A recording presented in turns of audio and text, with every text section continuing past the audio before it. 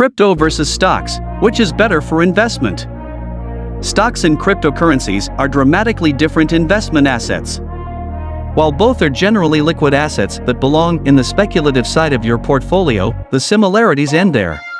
But before moving forward, don't forget to subscribe our channel. These are very different types of securities and belong in very different parts of your portfolio. Here's a summary of these two types of securities. A financial advisor can help you decide whether either or both of these are a good fit for your portfolio. But what are stocks? Stocks represent ownership in a publicly traded company. Each share of stock you buy confers a percentage of ownership in the company itself. You receive this ownership in proportion to the number of shares that a company has issued. For example, say that XYZ Corporation releases 50% of its ownership in the form of 50 shares of stock. If you buy one of these shares of stock, you will literally own 1% of XYZ Corporation.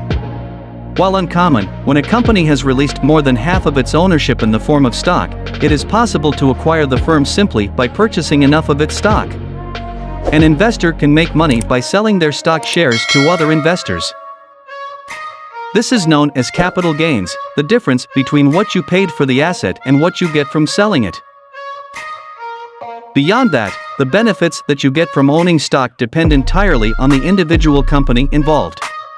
Stocks can also gain value by paying dividends to their investors through voting power held by shareholders and by other rights of ownership. Every individual company is different in terms of how, or if, it handles issues like dividends and shareholder voting rights. What are cryptocurrencies? A cryptocurrency is a purely digital asset. This means that it has no physical component but rather exists only as entries in an online ledger recording ownership. This is, for example, as opposed to the US dollar, which has both a physical component. You can withdraw and hold a dollar bill, and a digital component. You can own a dollar as nothing more than an entry in your bank account recording that ownership. The individual unit of a cryptocurrency is called a token, in the same way that the individual unit of a stock is called a share. Cryptocurrencies come in two main varieties. Some, like the well-known Bitcoin, are intended as pure currencies.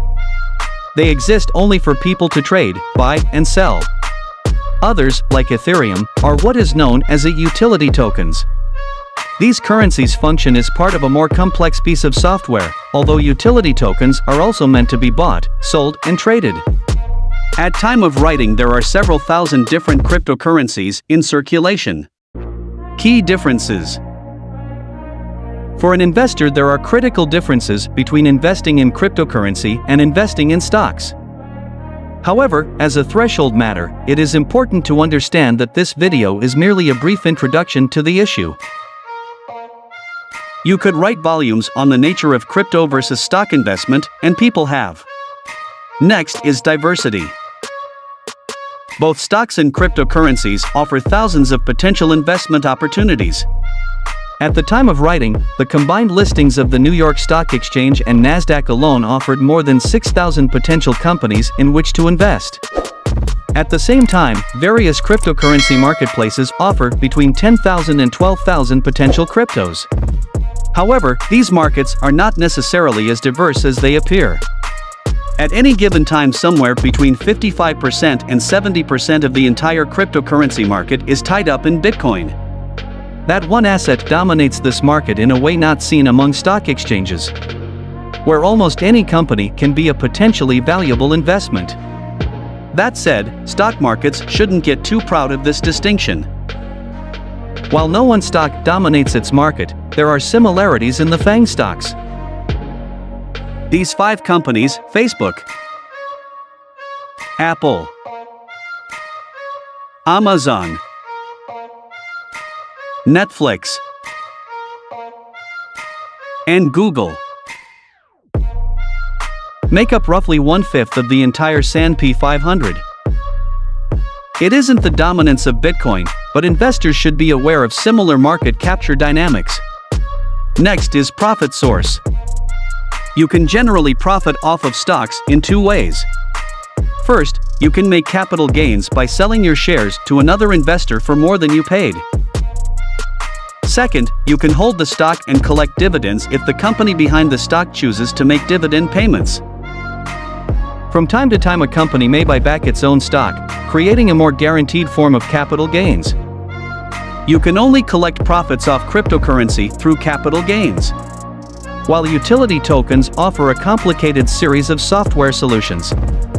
Ultimately, any crypto on the market can only be turned into dollars by selling it to another investor. Furthermore, despite nearly 10 years' worth of industry-wide development, at time of writing, no utility token has turned its software into a marketable product. This makes cryptocurrency somewhat more speculative than stocks tend to be. A pure cryptocurrency, ultimately, is only worth what the next investor is willing to pay for it. There is no underlying asset to influence or stabilize that value. This means that cryptos are subject only to technical analysis. Stocks, on the other hand, have an ungrounded asset in the form of the company behind the shares. This creates room for fundamental analysis on a stock's value, as you can evaluate what the underlying company is worth regardless of market dynamics. Trading and regulation. Like all securities, stocks are some of the most heavily regulated assets that you can trade. The SEC monitors public shares closely and does the same for the markets on which those shares are traded. Investors trade most stocks on a handful of large, centralized exchanges. Almost all stock trades in the United States, for example, are conducted on the New York Stock Exchange and the Nasdaq. Any given stock will only be listed on one exchange at a time. While you can trade shares privately, this is relatively rare and typically done only with unlisted and penny stocks. Cryptocurrencies do not yet have any kind of centralized exchange system. Instead, a network of hundreds, if not thousands, of independent companies run their own small exchanges where individuals trade cryptocurrencies among themselves. Although a few more popular cryptocurrency exchanges dominate coverage, there are no truly dominant players in this market. This means that cryptocurrency is traded among individuals. Unlike the formalized stock exchange system, in which shares are traded through a third party known as a clearinghouse. Most, if not all, cryptocurrency is traded directly between the buyer and seller. While many advocates of cryptocurrency argue that the technology behind cryptocurrency has made clearinghouses obsolete, this is untrue. A clearinghouse functions as a middleman that brings buyers and sellers together. That helps to establish clear market prices for each asset. And at last, thanks for watching.